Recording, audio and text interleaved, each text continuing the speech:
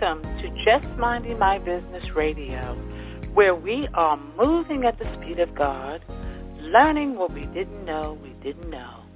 I'm your host, Ida Crawford, so grab a pen and paper and get ready for information that you can use.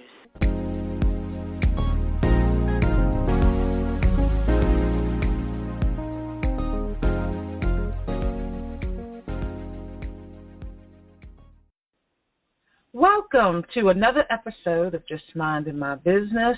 I hope your day was pleasant and full of joy. Today, we're going to be going inside a Sister Circle Empowerment Network, ASCEN LLC, and one of our members, Stephanie Jordan, is joining us today, along with our co-host, Ruth Haskins. And everybody knows I'm Ida Crawford, your host. Well, today we want to talk a little bit about Stephanie Jordan and her journey and her business. Stephanie Jordan is the designer of bead jewelry, and her company is SRJ Designs. She's been creating beautiful work for over 10 years and is very her designs are to die for. I mean, her pieces are absolutely gorgeous. And she's also a member of a Sister Circle Empowerment Network, ASCEN LLC, and she's been a part of this organization since its inception. So I welcome you to the mic, Stephanie. Hello, and hi, everyone. As Ms. Patton said, I'm a part of a Sister Circle Empowerment Network, and I have a business that I design seed beaded jewelry, necklaces, earrings, rings, and bracelets, and also do some abstract seed bead art on wood plaques. For me, I had liked being a part of the network because there's various women with various talents, and I felt like I could be a part of that kind of group that gave off the feel of helping each other. No one had to feel like they were not a part of or excluded from for any reason at all. If somebody was struggling in anywhere, in any way, others, jumped in and talked and helped and whatever they could do. So I have been blessed to be a part of the Sister Circle Empowerment Network. And we've been blessed to have you, Stephanie, because she's also the treasurer as well. So tell us a little bit about how you got started in the seed bead designing industry. Okay. Well, for me, I've always liked to sew. And I came across this store long time ago that had all of these little beads there. And they had a magazine that taught different ways to use those little seed beads. And so I got very intrigued. My first lesson was what's called brick stitch or peyote stitch, Cheyenne stitch, and they were a little challenging because it's taking little bitty beads and sort of weaving them together to make a fabric, sort of. And the writing and the books were a little primitive. I guess that's how it is when things are new, and like the computer was one time it was a full room, now it's a little bitty thing. So now I go to class sometimes or go on the internet, learn new things because I've gotten down the basics of how to bead weave as it really is called. And I've learned about the culture of it, that there are people in Africa called the Indabelli. That's the name of their culture, and they've developed a stitch that they named Indibelly that they use seed beads to make jewelry and adornments for different ceremonies. Over in America, they've named it herringbone stitch, but still. Oh, okay. And, yeah. So it's very, very pretty. You can go online and see some of the examples of these people's beautiful work. And the other stitches that I know about that mostly is associated with Native American is called the Cheyenne stitch and the peyote stitch. But they are very strong stitches. They're very different, but very beautiful. And the brick stitch, I believe, was the easiest one to learn. And it lends itself to a lot of different shapes, and I can use not just seed beads, larger beads. So there is a lot you can do when you learn this type of work. Okay, so on average, to sit down and, let's say, make a pair of earrings, what does that process look like for you?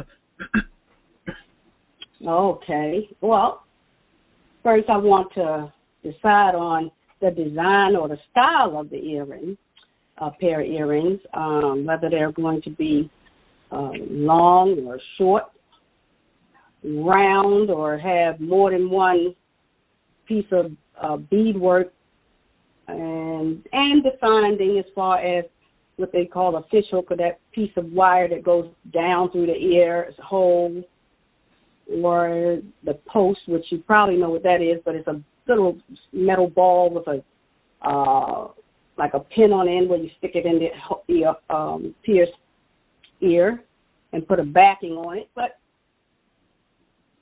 I want to feel what it is that I am trying to achieve as far as the length of the piece, and then I have to look at the finish of the beads that I can use, because the seed beading has another component to it, whereas like making art in fabric or paint, they have a little bit. Seed beading has another element, whereas you have finishes, different finishes, shiny, matte they call it because it doesn't have a shine, silky. They even have something called greasy. I don't even know why, but I guess it's really shiny. So I have different shapes. One's called Czechoslovakian type seed beads, and the other is called Japanese type seed beads. They have different shapes, whereas the Czechoslovakian seed beads have been around for centuries. And they are a little bit they're rounder and flatter, where the Japanese seed beads have little like tubes shaped, more uniform.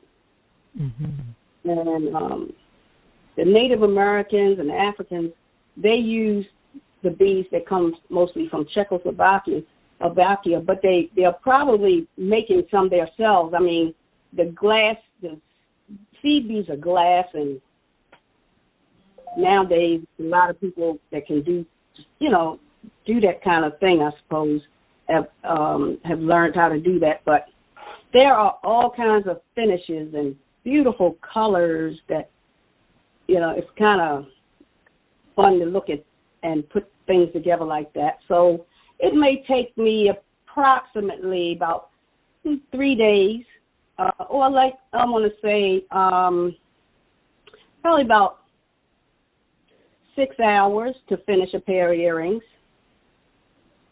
because it takes, I use a design first, and then the thread has to be measured, and you got to count the beads, and I have a tendency, I write things down so that I can keep up with what I'm doing. So It takes a little while, yeah. Oh, okay. It sounds very involved. It does. And I heard you talk about the different variations of the seed beads and their where they're originated from and things like that. So that's pretty interesting. I know they're very beautiful, but I'm sure it can be very tedious working with such a small medium to create. I use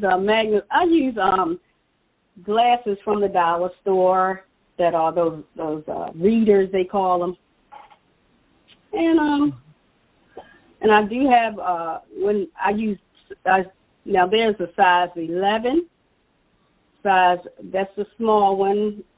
8 is a little larger, and 6 is a little larger. Then they have 15, which is a little larger, but they also have a 15, which is about the size of a grain of sand. It might be smaller than that I use. And so you have to magnify. Wow. Yeah.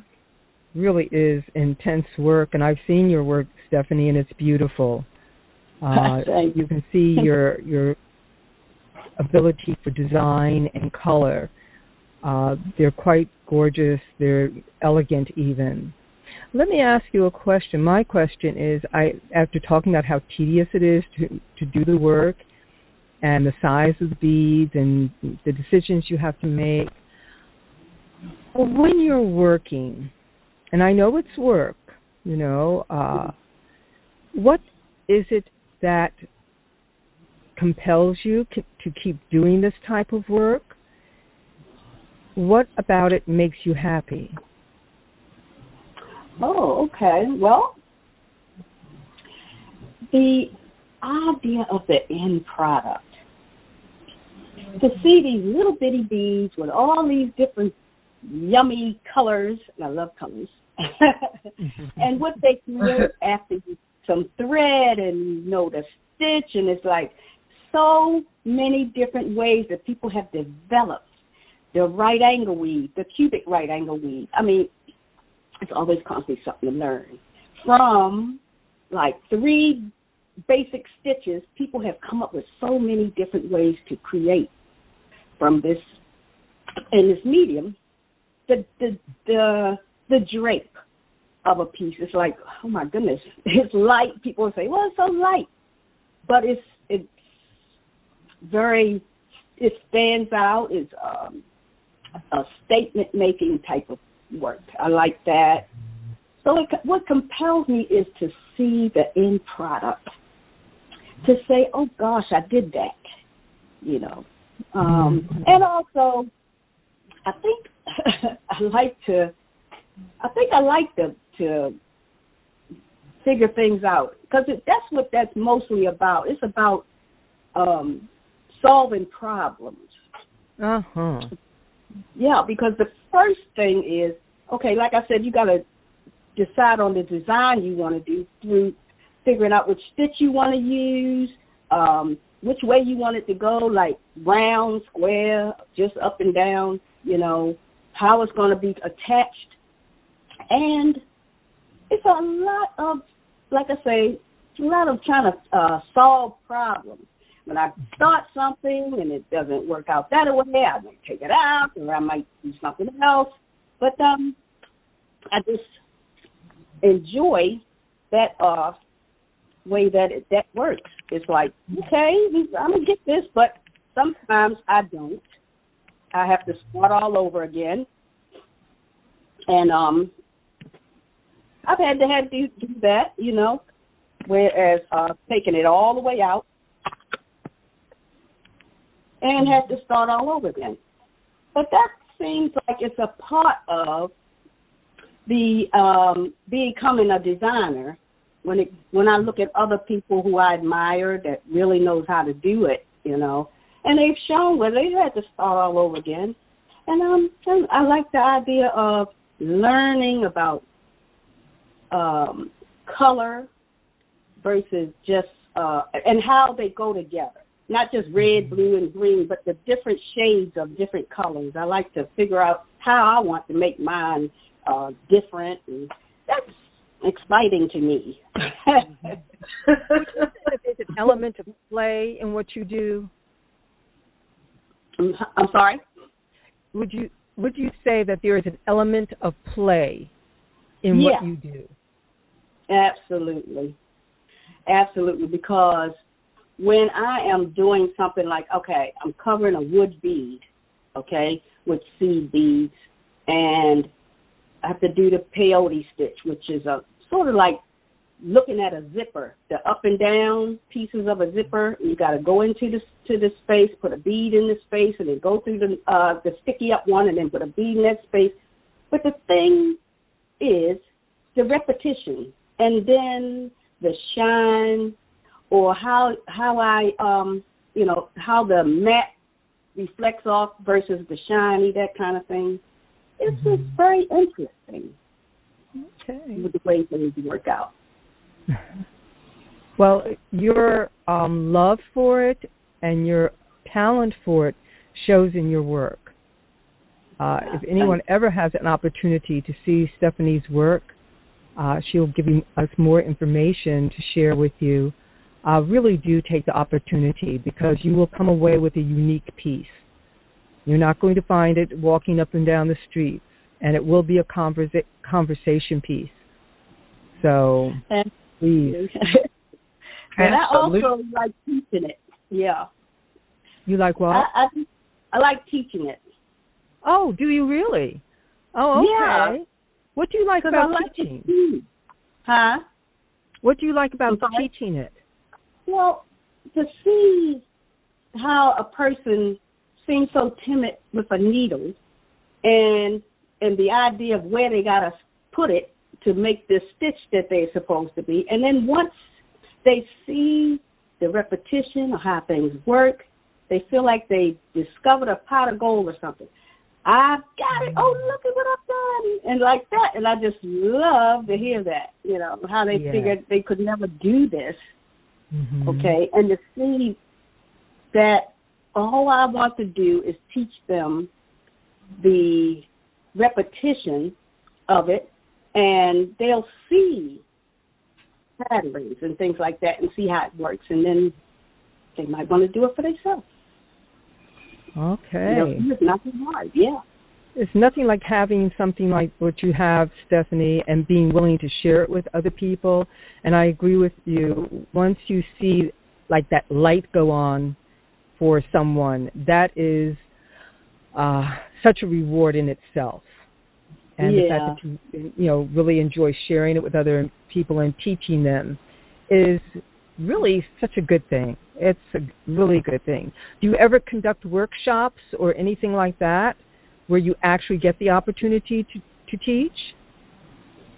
No, I haven't so far. I've taught two people, my neighbor and my niece, and I look forward to putting together my kits and my classes for beginners is what I want to do. Because, I think we should talk. I think we should definitely talk. This is about inside the sister circle. So one of the things that we do is try to help one another, and where we find that some of the things that we do meet, those are the places where we need to come together. And I know my forte, which Ms. Ida also knows about, is that I am very passionate about play and what play can do for people. And play can be exactly what you're doing. Someone might really enjoy that and find out that it's something that they want to do, or they just might enjoy the experience of it. Because what I've come to learn is that when people do something they've never done before, and they do it in a non-threatening, non-forceful situation, it brings out wonderful qualities in them, qualities that they didn't know that they had. And mostly it brings out joy. People really love experiencing what they can bring out of themselves. And I think that what you have is one of those items, you know. They might not be ready for the teeny, teeny, tiny beads, but something a little bit bigger that they can work with, you know, more easily. But, yeah, we need to talk. Yeah, you know, I show it first. I do that. I show how it works first. I even have larger beads that I show how it works first, and then I go down to the small ones. Okie doke. Okay. That sounds good. Well, I will just, now, before we go any further, Stephanie, how do people get to see your work? Well, they could go to a Sister Circle, Empowerment Networks, .org and see my work there, or they can go to a blog spot at SRJ Designs, where I have a blog and I have my work there at this time. I'm working on a website at this time, so it's under construction, and I'll have my work out there. Okay. Do you have work on your Facebook page? I do have some on my Facebook page. That's SRJ Designs there on Facebook is where you'll see some of my work also. Okay. Wow. Well, we've gotten to a place where we've brought what Stephanie does and what Ruth does together. I love it. Yeah. I see you very much I would love to have you come as part of one of my workshops and have a part in it so that you can show what you do and teach others. Oh, yes, absolutely. Yes, absolutely. It's going to be a great experience and definitely a unique experience.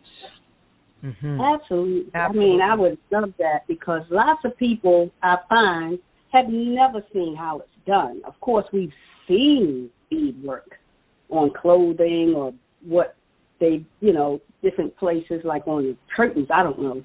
But to see it done and see that you can do it, you know, after a little practice for yourself, or you can go further. You know, so I would love that. You know, one of the things you brought up, Stephanie, excuse me, I'm sorry, did I cut you off? I didn't mean to. No, go right ahead. One of the things that you brought, okay, thank you. One of the things that you brought up and that I really think we forget about, and you said it just then, people have seen it, but they don't know how it's done. And when you think about it, beading has been part of mankind's artistic expression for hundreds, maybe thousands of years. Right. And it's grown into it's just beginning to come back in the last few years. I'd say maybe in the last 20, 30 years, where people are beginning to recognize that beading is an art. You know, most of my expression with it or experience with it has been through Native American art. And you see all the beading, the intricate beading that they used to do, which is quite beautiful. And what's amazing is that it's lasted. Some of the, if you've ever watched, and everybody has, what is it, Antiques Roadshow? And they come up with pieces that are 200, 400 years old, and the beading is absolutely perfectly intact. And the colors are still there. They haven't faded. They haven't chipped. You know, it's like, oh, okay, this is something really good to know about. Very interesting. You know, and it is an art. And I haven't heard you use that term yet, but I just want to bring that to you. What you do is art. It's wearable art. It is. It's a form of art that is, you know, it can be objective and subjective because there's so many ways you can manipulate it, you know. And as you say, that's art, absolutely, because you're creating something out of your mind that can only be, you know, like for me, I study other people's work, or I've studied the stitches taught myself how to, from the books or to going to classes, but still, like it would be for two different painters using the same paint, okay? But they still going to create art from their minds the way they see it. And that's what art is about. Taking something, making it into something that it, wasn't at first. And it's something that can last, admire, you can use it, or just look at it, Because people make bowls out of beadwork. They cover things like the people. It's a people in Mexico. I forget how they pronounce their name. I know it starts with an H, but at the same time, what they do is they use the Czechoslovakian type beads because, like I said, they're round and on the sides, and they glue them with wax, they say, onto surfaces like gourds, wood bowls, and they use mostly bright colors, and they do that, and what they are creating is symbols that goes along with each person's or each group's. It represents each group's tribal culture. Oh, okay. It is so pretty the way that they can lay down those beads in a pattern, and they don't have it written down anywhere. But that centuries, you want to say? Yes. There wasn't a lot of writing down. People just taught each other. The older people taught the younger people while they were old enough to remember or show somebody, I guess, or, young enough. And then they passed it down because it was a valuable thing that could be used either to make money, to decorate their homes, or it was a part of their culture that they would use a certain pattern. And the people in Africa do the same. They use a certain pattern in the beadwork that represents that tribe, like that. Yes. Yes. And that's why the art has been around for centuries, because of that generation to generation of passing it on, which is important to keep any art alive. Absolutely. And they treasure these things. So that is, and that's why I would like to be one of the people who pass this art on in my own little way. Hopefully, I can do that. God willing, I will be one who passes what I know on. Yes, and I think once you begin to really explore the teaching part of it, I think that's going to happen automatically, because, to see what happens after you put those little teeny beads together is just amazing. Absolutely amazing. Yeah, it makes them, so happy when they just do a few stitches and see how it works. So that there is worth, oh my goodness, so much. Yeah, so I guess in 2019 you'll probably be bringing more workshop type events in order to bring people into that art. Yes, indeed. I look forward to that. Absolutely. Well, again, Stephanie, can you share with everybody where they can see your work? Absolutely. They could visit a Sister Circle Empowerment Network, and I am SRJ Designs. And they also can see more of my work on Facebook at SRJ Designs. I also have a blog which is Blogspot, SRJ Designs, where I talk about beads and I talk about doing beadwork. You can see some of the work that I do. Okay. Awesome. So Sister Circle has some really, really awesome talent within its circle. And Stephanie is one of them, and so is Ruth. And it's just been an amazing journey with these ladies to see them grow and blossom and move into their own greatness at their own time. And I really, really appreciate each and every one of you. Well, the feeling is mutual. Thank you. The feeling is mutual. Thank you much. But the feeling is mutual. Absolutely. Yes. Well, we're making jewelry for you. Oh, absolutely. We're going to be, we've got a lot of things coming on tap in 2019 that's going to get started very shortly, and everyone will hear about it. Just visit our website, ASisterCircle.org, or visit our Facebook page, ASisterCircle.org. I think on Facebook it's a Sister Circle Empowerment Network, ASCEN LLC. But we're all over the place. We're on Facebook. We're on LinkedIn. We're on Twitter. We're on Instagram. So we kind of have a great social media presence. Mm-hmm. So you'll be able to see some of Stephanie's work.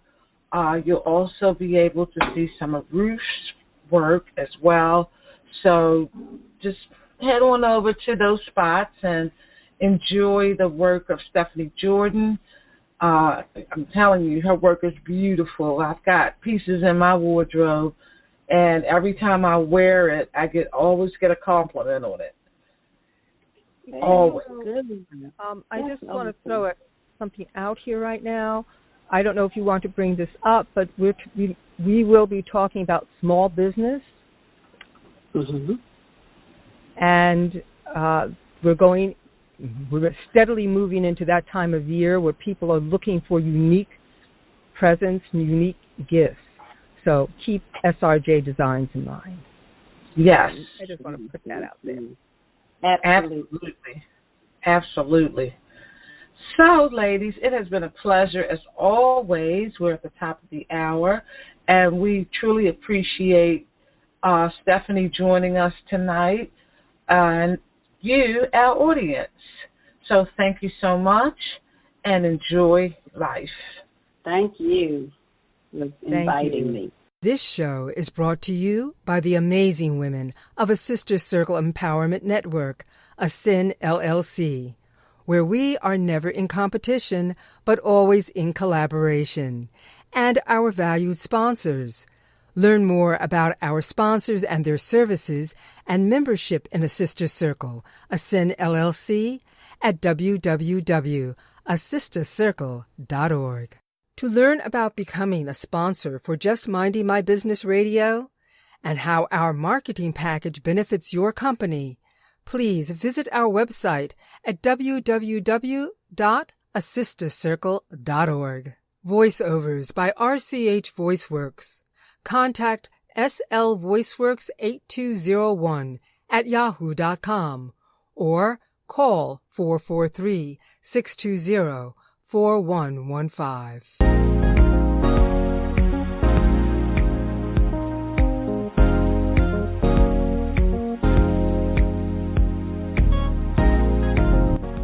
Thank you for tuning in to Just Minding My Business Radio. I'm your host, Ida Crawford. We hope you enjoyed the show and appreciate you stopping by. Many blessings to you and yours.